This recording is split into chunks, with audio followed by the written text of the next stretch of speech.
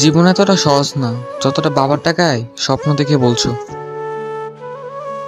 চাওয়ার অধিকার সবার থাকে, কিন্তু পাওয়ার অধিকার সবার থাকে না।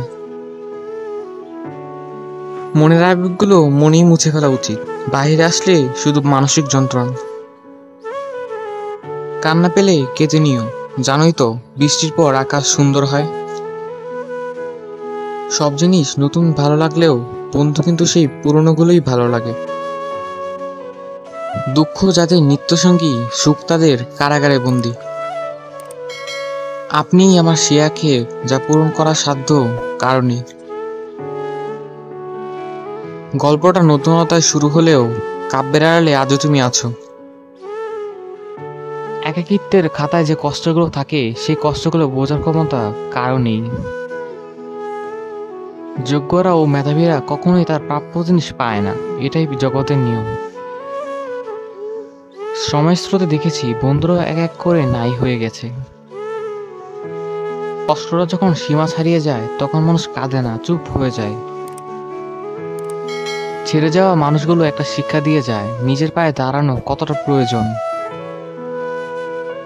আমি সে যার কাছে সবাই গল্প বলতে আসে কিন্তু শুনতে আসে না কেউ।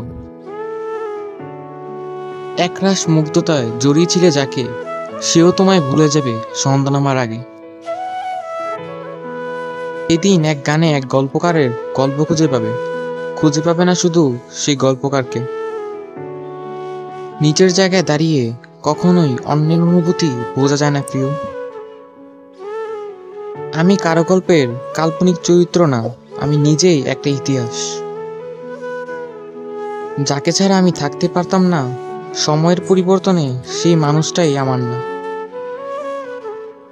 গল্পটা নতুন অধ্যায় শুরু হলেও কাব্যের আড়ালে আজও তুমি আছো।